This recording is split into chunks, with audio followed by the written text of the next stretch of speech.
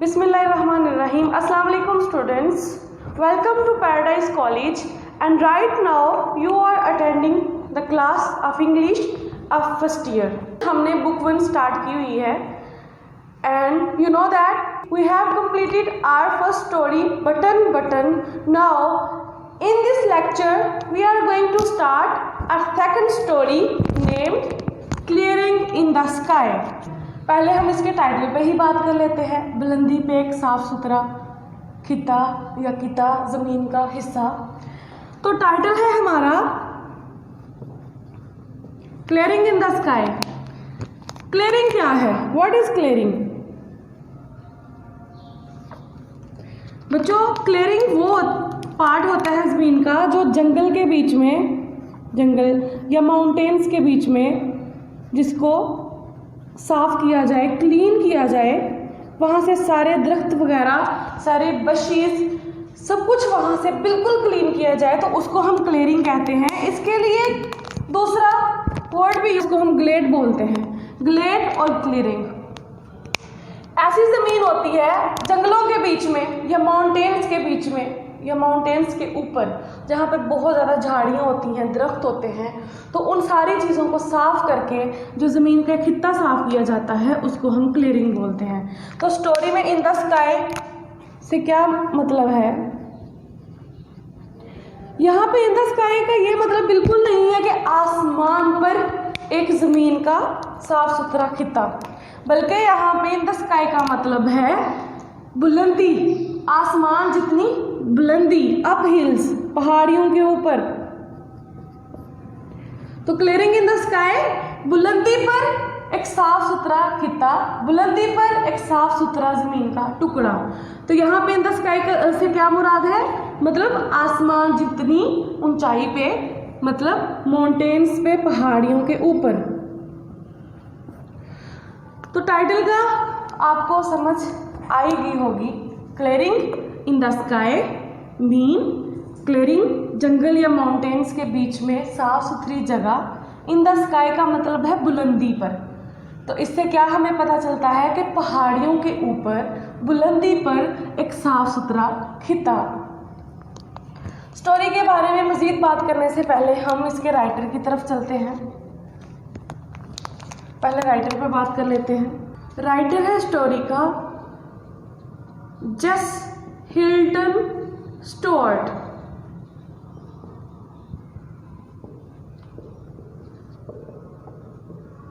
Birth है इसकी 8 अगस्त 1906। कहाँ पे? प्लेस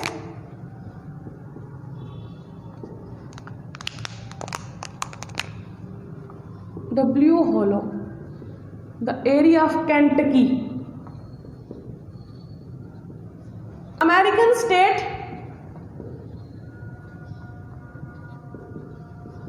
जहाँ पे ये पैदा हुआ, ये उसका एरिया है बिटवीन द माउंटेन्स हिल, एक रूरल एरिया है। रस्टिक मतलब देहाती, देहाती एरिया है।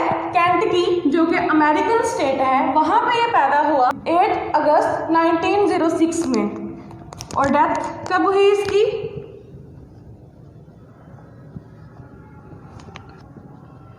17 फरवरी 1984 में इसकी क्या हो गई? डेथ हो गई। जेस हिल्टन स्टुअर्ट हमारा राइटर है स्टोरी का, जिसकी बर्थ 8 अगस्त 1906 में केंटकी में हुई। केंटकी अमेरिकन स्टेट है, वहाँ का एक रूरल रस्टिक एरिया है। ये सारा रस्टिक एरिया है। तो डेथ इसकी कब हुई? 17 फरवरी 1984 में। तो ये कौन था? अमेरिकन राइटर था। बाय प्रोफेशन बात करने लगे हम तो स्कूल टीचर था। स्कूल एडमिनिस्ट्रेटर था।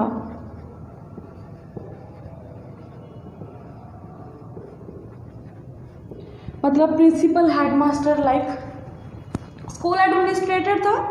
Known for his short stories. अब राइटिंग में इसका क्या क्या टच था ये जाना जाता था। Known for his short stories,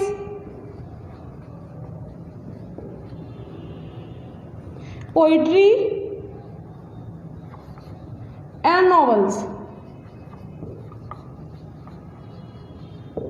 just Stuart poetry भी लिखता था, शॉर्ट स्टोरीज भी लिखता था और नॉवेल्स भी लिखता था। अब पॉइंट ये है कि ये किसके अबाउट लिखता था? ये रूरल लाइफ के अबाउट लिखता था। इसकी स्टोरीज में विलेजेस का टच, रस्टिक लाइफ बहुत मिलती है। रस्टिक लाइफ मतलब देहाती जिंदगी, खेती बाड़ी, ये सारी चीज़ें इसकी स्टोरीज में बहुत ज़्यादा देखने को मिलती हैं। हार्ड वर्क देखने को मिलता है, क्योंकि ये बजाते खुद भी लाइफ में बहुत सारी हार्डशिप्स फेस कर चुका था। तो ये अपनी स्टोरीज में किसका टच देता है?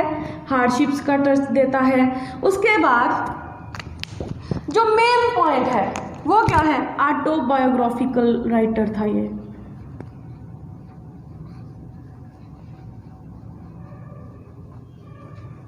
ऑटोबायोग्राफिकल राइटर मतलब ये अपने बारे में ज़्यादा लिखता है, अपनी लाइफ के बारे में, ओन लाइफ, अपनी ज़िंदगी के एक्सपीरियंसेस, अपनी ज़िंदगी के वाक़यात, अपनी ज़िंदगी के इंसिडेंट्स को स्टोरीज में बहुत रिवील करता है।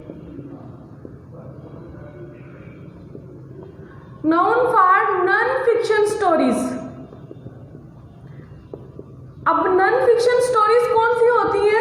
स्टूडेंट्स, मैं आपको in very first lecture of English में आपको बेसिक्स के बारे में जो लेक्चर दिया था उसमें आपको वजाहत के साथ बता चुकी हूँ कि नॉन फिक्शन स्टोरीज कौन सी होती हैं। जो किसी की डायरी पढ़ना या अपनी लाइफ के, किसी की लाइफ की बायोग्राफी, अपनी खुद की लाइफ के एक्सपीरियंसेस वगैरह शेयर करना।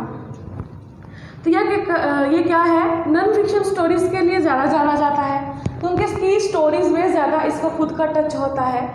ये अपने ही बारे में ज़्यादा लिखता है। नैरेटिव है। नैरेटिव क्या है? मतलब अपनी पास्ट की बीते हुए दिनों को बयान करता है, तो वो नरेशन में आ जाता है ना। तो नैरेटिव है। फर्स्ट नरेशन में ज़्यादा स्टोरीज लिखता है, खुद को बीच में रिवील करके। जैसे किसका यूज़ करता है? फर्स्ट सब्जेक्ट आई का, आई, माई, मी, इस तरह से। फिर इन 1950 इसको नेम दिया गया, नेम्ड एज, क्या नेम दिया गया इसको? Poet, poet laureate of Kentucky.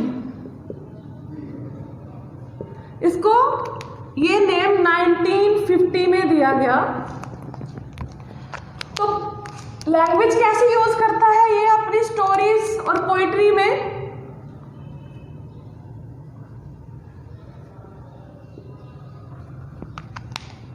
बच्चों, लैंग्वेज बहुत प्लेन और सिंपल यूज़ करता है। आप जब इसकी स्टोरी पढ़ेंगे तो हमें इसके हर वर्ड की समझ आ रही होगी। इसके बाद ये लिरिकल लैंग्वेज का यूज़ करता है। सिंपल और पोइट्री में लिरिक्स होते हैं, जैसे जिसको हम बाद में सॉन्ग्स में भी कन्वर्ट कर सकते हैं, ऐसी poetry. Poet laureate of Kentucky मतलब famous poet of Kentucky. Kentucky का एक बहुत ही अच्छा शायर, उसका खिताब मिला इसको। फिर उसके बाद नरेशन का भी आपको ऑलरेडी मैं बता चुकी हूँ नरेशन क्या है। और फर्स्ट नरेशन में ज़्यादा लिखने का मतलब ये है कि ये अपने बारे में ज़्यादा लिखता था, इसलिए खुद को बीच में रिवील करता था। नॉन फिक्शन का भी आपको ऑलरेडी मैंने बताया है। इसकी जो फर्स्ट कलेक्शन है पोइट्री की, 703 सनेट्स थी उसमें। सनेट्स मतलब गज़ल जिसको हम बोलते हैं। उसका क्या नेम था? मैन विद द टंग क्लो। ये इसकी फर्स्ट कलेक्शन थी जो 1934 में इसने पब्लिश करवाई, मैन विद द बुल टंग क्लो। इसमें इसकी 703 सनेट्स, जिसको हम गज़ल मतलब पोइट्री की कलेक्शन थी, जो इसमें इसने पब्लिश करवाई। इस पूरे वॉल्यूम को नाम दिया उसने मैन विद द बुल टंग क्लो का। उसके बाद क्लियरिंग इन द स्काई,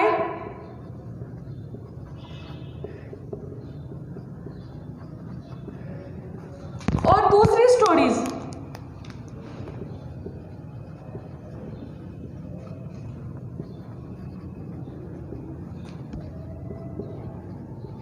इसने पब्लिश करवाई कब? 1950 में।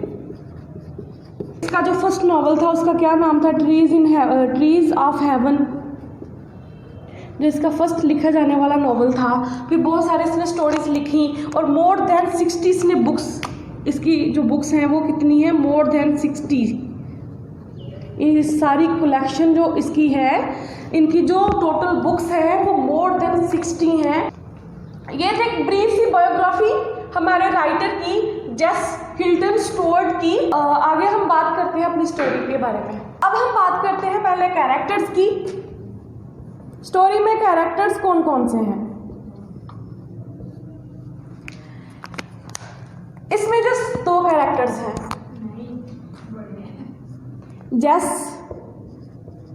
स्टुअर्ट हमारा राइटर और हिज फादर। यही 2 मेन कैरेक्टर्स हैं यहाँ पे।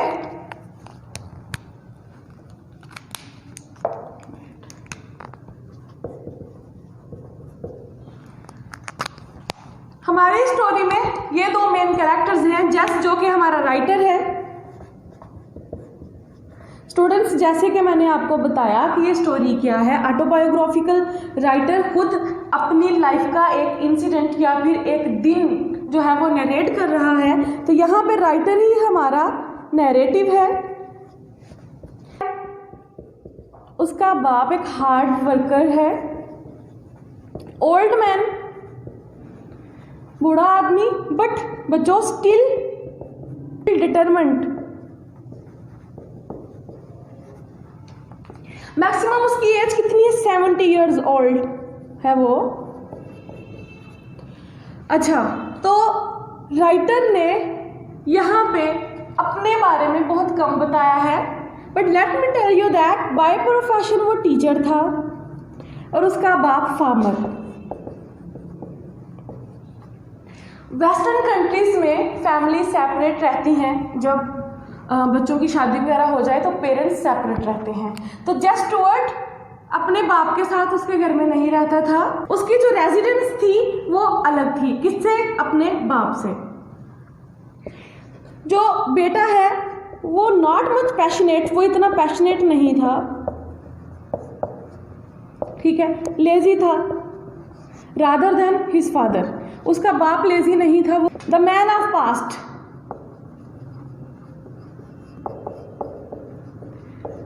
The man of past, past में रहने वाला। He wants to live in past by hook और बाय क्रुक। उसको पास्ट की मेमोरीज बहुत पसंद थी, वो हमेशा पास्ट की बात करता रहता था। क्यों करता था ये मैं आपको जाके समरी में बताऊंगी। तो ये हमारे 2 कैरेक्टर्स हैं। बेटा यहाँ पे एज अ नैरेटिव काम कर रहा है, लेकिन स्टोरी का जो रियल हीरो है वो क्या है? उसका बाप है। जो प्रोटैगनिस्ट है स्टोरी का, जो मेन कैरेक्टर है वो यहाँ पे कौन है? उसका बाप है। हमारा राइटर जेस स्टुअर्ट बजाते खुद नैरेटिव है, दूसरा कैरेक्टर जिसको हम बोलते हैं। तो ये फर्स्ट कैरेक्टर है एज नरेशन। अगर नरेशन के हिसाब से देखें तो फर्स्ट कैरेक्टर कौन सा बनता है? जेस का। और सेकंड कैरेक्टर कौन सा बनता है? उसके बाप का। लेकिन पॉइंट नोट रखिएगा, ये मैं आपको नरेशन के हिसाब से बता रही हूँ। उसके बाप का पूरी स्टोरी में कहीं भी नेम जो है वो मेंशन नहीं किया गया। उसको as a second person treat किया गया है कि वो क्या कहता है? माय फादर, इस तरह से। तो उसका जो बाप है वो मच पैशनेट था, लेकिन बेटा लेजी था। वो कैसे? आगे हम अब बात करते हैं समरी की तरफ, तो डिस्कस कर लेते हैं अब इसकी समरी।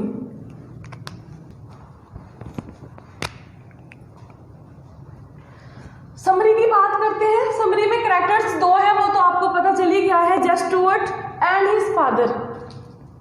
तो कहानी हमारी कहाँ से स्टार्ट होती है? जेस जो है वो अपने घर से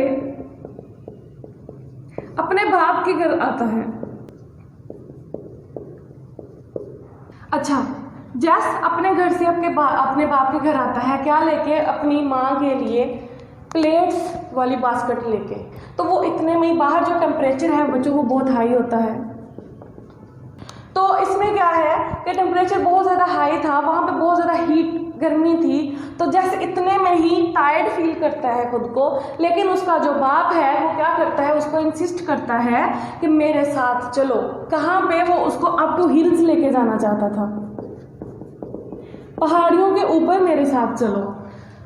जस बार बार अपने बाप को मना करता है क्योंकि उसके बाप को डॉक्टर्स ने ज़्यादा चलने से मना किया था। वो जनवरी टू, उसका जो बाप है बच्चों, जनवरी टू अप्रैल तक 8 डॉक्टर्स के पास जा चुका था। 8 डॉक्टर्स के पास जा चुका था। वो हार्ट पेशेंट था।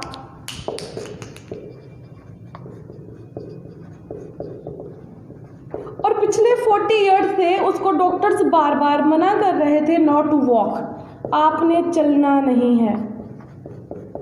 डॉक्टर क्या कहते थे उसको कि आपने अपने सिटी के एक ब्लॉक तक भी पैदल नहीं चलना। फॉर एग्जाम्पल, एक गली से दूसरी गली तक आपने जो है वो पैदल नहीं चलना।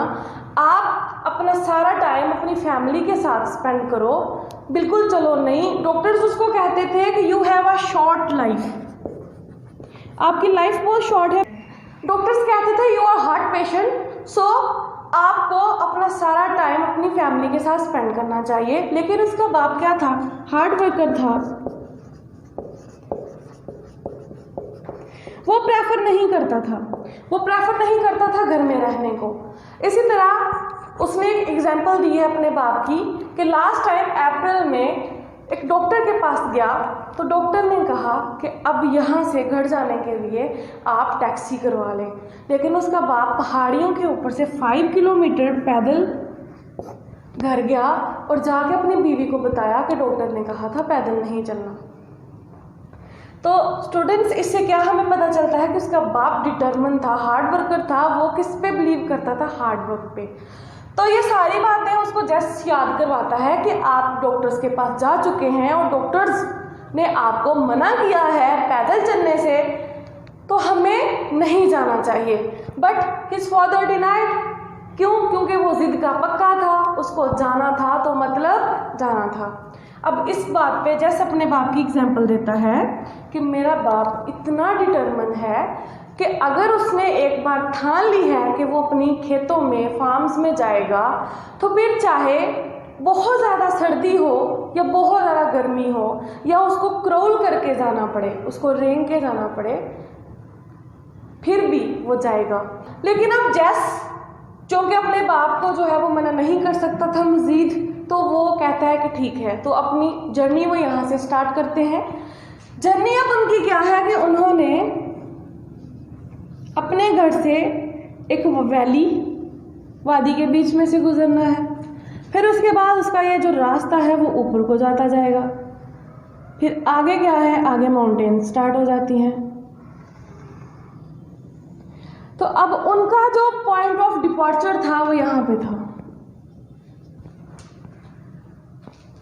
अब उन्होंने एट द टॉप ऑफ हिल जाना था, उसकी पीक पे जाना था।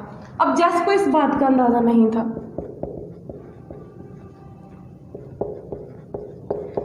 ये रास्ते में जो आगे मैं आपको बताती हूँ।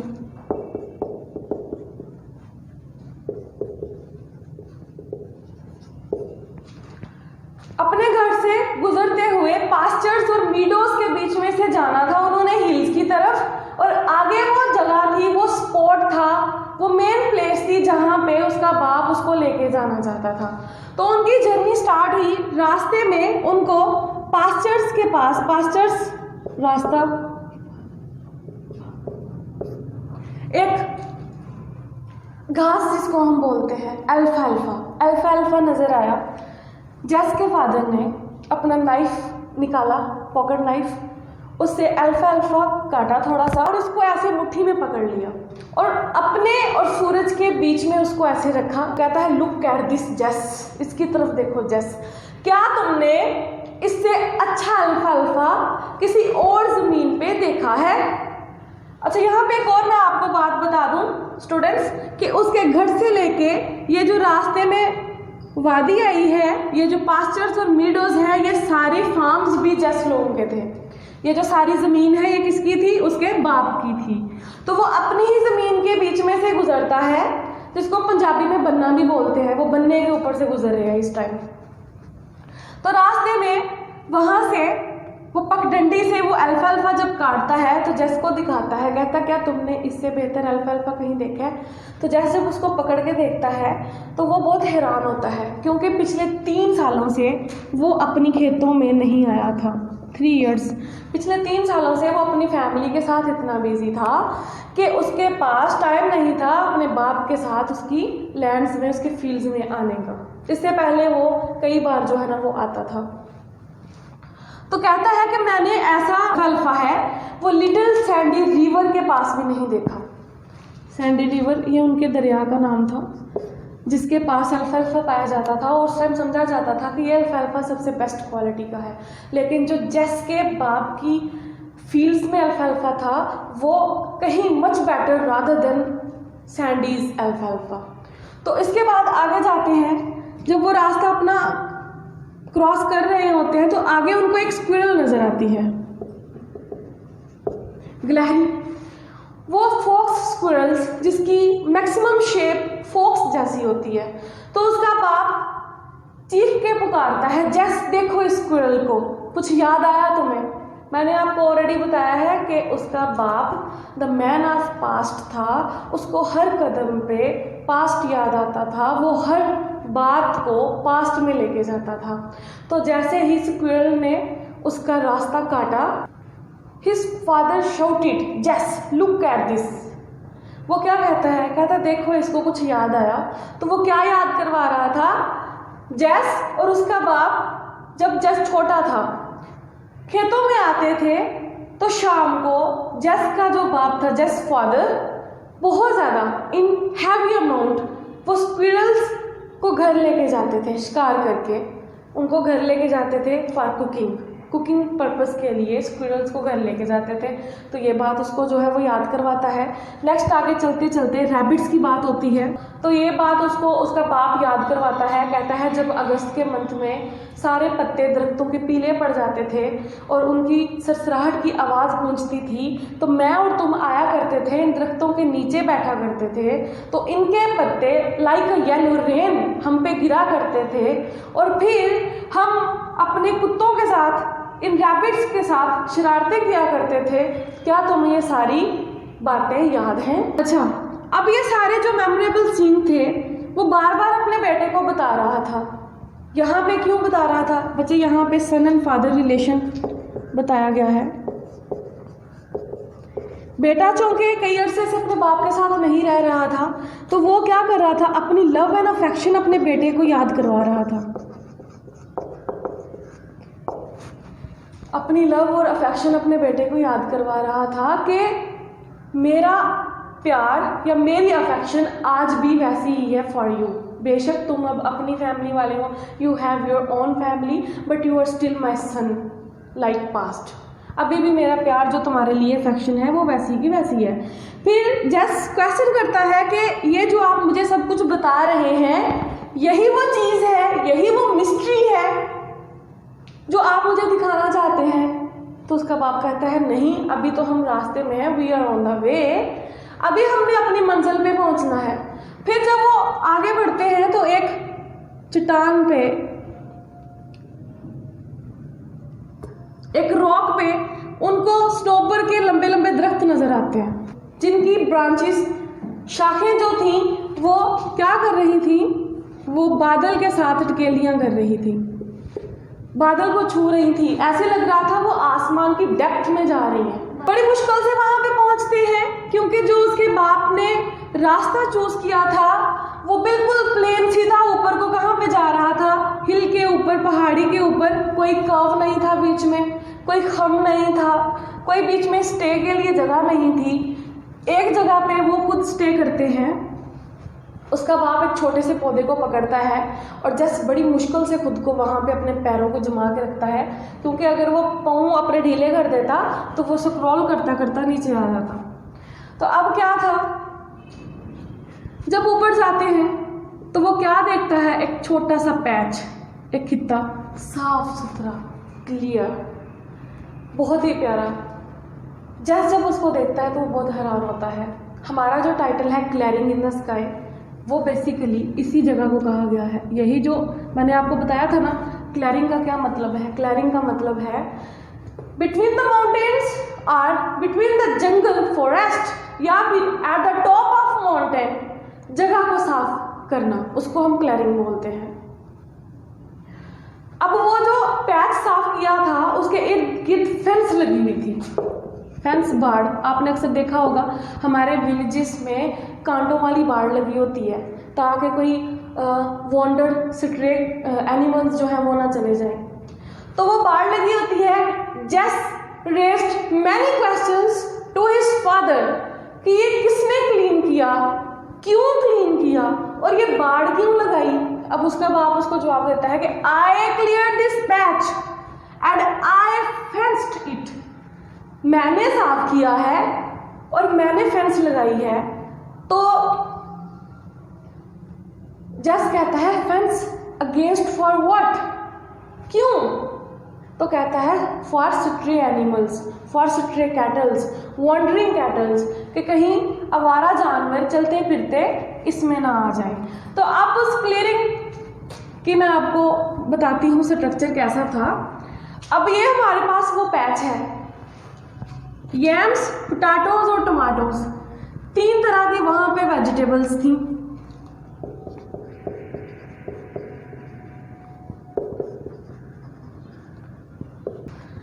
अब वहां पे स्टूडेंट्स मोस्टली जो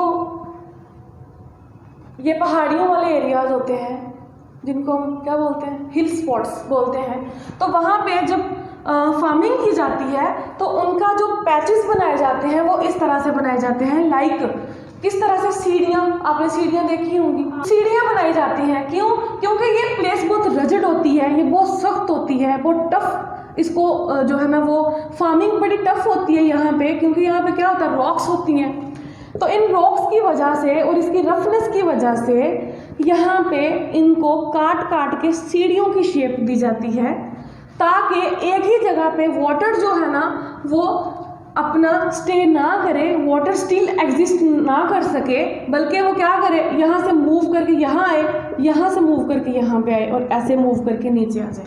अगर पानी रॉक्स जो है वहाँ पे पानी स्टे करेगा तो वो रॉक्स फिर से बहुत ज़्यादा रजड़ हो जाती हैं। तो इस चीज़ को रोकने के लिए वहाँ पे ऐसे पैचेस बनाए जाते हैं, इनको हम पैच बोलते हैं। तो वहाँ पे जो पैचेस बनाए हुए थे क्लियरिंग पे, वहाँ पे जस के बाप ने 3 तरह की वेजिटेबल्स जो है ना वो उगाई हुई थी, लगाई हुई थी। टमाटोस, यम्स जिनको शकरकंदी बोलते हैं, और पोटैटोस मतलब आलू। तो अब जस कहता है कि ये क्यों किया, ये पैच और ऊपर ये सब्जियां, वाई, यही 3 जो वेजिटेबल्स हैं हमारे, जो वो ऊपर से नीचे देखता है वादी की तरफ, कहता है ये जो नीचे वादी है, इतनी सारी आपकी ज़मीन है, ये सब्जियां वहीं पे वहाँ पे भी तो जो है ना वो उग सकती थी, तो इनको यहाँ पे ही क्यों उगाया गया, इसका क्या मुझे कुछ समझ नहीं आया रीज़न। तो उसका बाप बताता है, कहता है बेशक वादी में मेरे पास बहुत सारी ज़मीन है, वहाँ पे ये सारी सब्जियाँ उग सकती हैं, लेकिन जो टेस्ट उनका यहाँ पे है वो वहाँ पे नहीं होगा। उसका बाप उसको अब थोड़े से हिंट्स देता है, कहता फर्स्ट टाइम इस ज़मीन पे उगाई गई चीज़ का जो है ना है ओन टेस्ट, उसका अपना ही एक जायका है। कहता यहाँ पे ये जो मेरे टमाटोज हैं इनको पक जाने दो, वेट करो अंटिल दे राइप, वो पक जाए, देन यू विल टेस्ट, फिर तुम इसको टेस्ट करना, फिर बताना कि क्या तुमने ऐसे टमाटर कहीं और चखे हैं। फिर उसको कहता है कि ये सारा जो मैंने पैच बनाया, तुम्हारी माँ भी अक्सर मेरे से क्वेश्चन करती है कि क्यों बनाया। कहता है मुझे डॉक्टर्स ने 40 ईयर्स से मैं बीमार हूँ, मुझे डॉक्टर्स ने बार बार कहा चलो नहीं, बट आई रिफ्यूज्ड, मैंने उनको हमेशा रिफ्यूज़ किया, डिनाइड, निगेट किया। क्यों? क्योंकि I have to raise the family of 5 children, मुझे 5 बच्चों की फैमिली को पालना था। जब मैंने ये नीचे वैली में ज़मीन खरीदी आज से 30 ईयर्स अगो, तो मुझे इर्द गिर्द के लोगों ने कहा कि तुम और तुम्हारी फैमिली अपनी जान यहाँ पे सर्व कर दोगे, ख़त्म हो जाओगे, लेकिन ये जो ज़मीन है ये ज़रखेज़ नहीं होगी। तो कहता है कि इसको ज़रखेज़ करने के लिए मुझे 30 ईयर्स लगे, 30 साल लगे, और आज इसकी ज़रखेज़ी की मिसालें कायम हैं। तो वो कहता है कि ये सब कैसे हुआ, अगर मैं घर बैठा रहता अपनी बीमारी को लेके तो मैं ये कभी ना कर सकता, मैं अपनी ज़मीन को कभी ज़रखेज़ ना कर सकता, मैं अपनी फैमिली को कभी जो है वो रेज़ ना कर सकता। दूसरे नंबर पे वो बिलीव करता था हार्ड वर्क पे। कहता हार्ड वर्क जो है ना वो हर बीमारी का इलाज है। अगर जैसे कि मुझे बताया गया था कि यू आर हार्ट पेशेंट, तो मैं घर में बैठा रहता तो मैं हिम्मत हार जाता, मेरे में कॉन्शियसनेस खत्म हो जाती, मैं अनकॉन्शियस में चला जाता। लेकिन चूँकि मैं अपने काम में बिज़ी रहा, मैं अपनी फार्मिंग में बिज़ी रहा, मेरे मसल्स जो है वो स्ट्रॉन्ग होते गए, और मैंने क्या किया, मौत को कई दफ़ा धोखा दिया। वो ट्विंकिंग करता है, उसका जो बाप है वो ट्विंकिंग करता है टुवर्ड्स जेस, उसको ये कहने के लिए मैं 70 साल का हो गया हूँ, 70 ईयर्स, मैंने स्टिल हल चलाया, मैंने ज़मीन पे हल चलाया। क्यों? कहता है कि मैं आजमा रहा था अपनी किसको, स्ट्रॉन्गनेस को, अपनी पार को, जो मुझे इसी ज़मीन से मिली। फिर उसके बाद वो क्या क्लियर करता है अपने बेटे से, इन बाइबल सैक्रेड बुक, ये किनकी सैक्रेड बुक है? Of Christians. इंसान की एज जस्ट 70 ईयर्स होती है, उसके बाद कोई इंसान जितना जीता है वो उसको उधार दी गई ज़िंदगी है।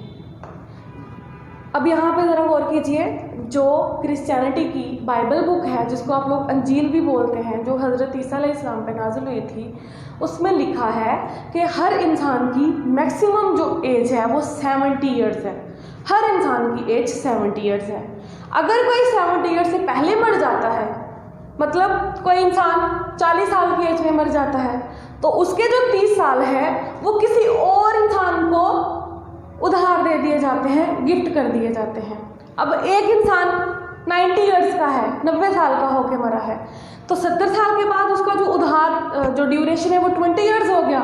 मतलब कोई और इंसान 20 साल पहले मर गया था, उसकी जो 20 साल की एज है वो उसको दे दी गई और वो 90 ईयर्स पूरे करके चला गया। जिसका बाप 70 प्लस हो गया है, तो वो कहता है कि मैंने अपनी जो बुक की बताई हुई एज है 70 ईयर्स वो गुजार ली है।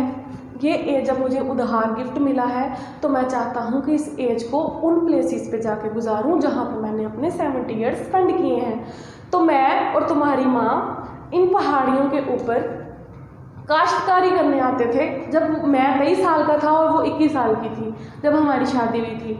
तो मैं उन दिनों को दोबारा से मेमोराइज करने के लिए आता हूँ, कहाँ पे, अप दीज हिल्स। तो ये था उसका हार्ड वर्किंग का एक पूरा का पूरा सीक्वेंस कि वो किस तरह से मौत को बार बार हरा के हार्ड वर्क करता रहा, डिटर्मिन था, पैशनेट था। इस वजह से उसको अपनी मिट्टी से इतना प्यार था कि उसको वो अपने हैंड्स में लेके स्विफ्ट करता है। फिर अब वापस जब वो आता है जैसे और उसका बाप, तो वो क्या करते हैं, बहुत इजी रास्ता लेके आते हैं। ये अब वो पैच है हमारा, अब इसके रास्ते कुछ ऐसे थे।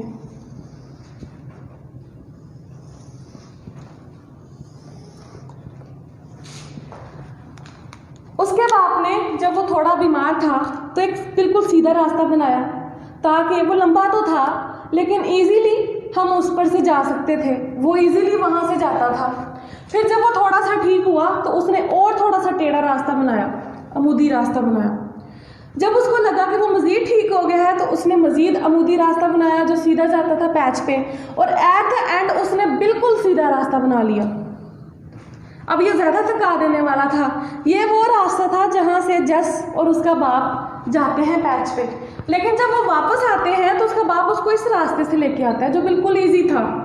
अब जस बड़ा हैरान हुआ, कहता है ये सारे इतने सारे रास्ते थे, कुछ ईजी भी थे, तो आप यहाँ से आए क्यों नहीं? कहता है कि ये मतलब इन रास्तों का ही कमाल है जो मैं अभी तक फिट हूँ। मैं इनसे अपनी सेहत का अंदाज़ा लगाता हूँ कि मैं किस तरह का रास्ता अबोर कर सकता हूँ। तो वापसी पे इजी रास्ते से आते हैं। तो ये जस को समझ आ गई कि उसका बाप जस्ट लाइक हम वॉक करते हैं, जॉगिंग करते हैं, तो उसका बाप ये पहाड़ियों के रास्ते बना बना के अंदाज़ा लगाता था कि मैं इतना रास्ता, इस तरह से ये रास्ता अबोर कर सकता हूँ। कितने अमूदी रास्ते से पहाड़ी के ऊपर जा सकता हूँ। पैच पे जाने का मतलब क्या था? दो मतलब थे, एक तो पास्ट को याद करना, दूसरे नंबर पे खुद को क्या रखना, हेल्दी रखना, खुद को फिट रखना। लाइक जैसे सुबह सुबह वॉक करते हैं या जॉगिंग करते हैं, तो वो भी हिल पे जाया करता था, पहाड़ी में जाया करता था खुद को फिट रखने के लिए। तो बच्चों ये थी हमारी सेकंड स्टोरी की समरी।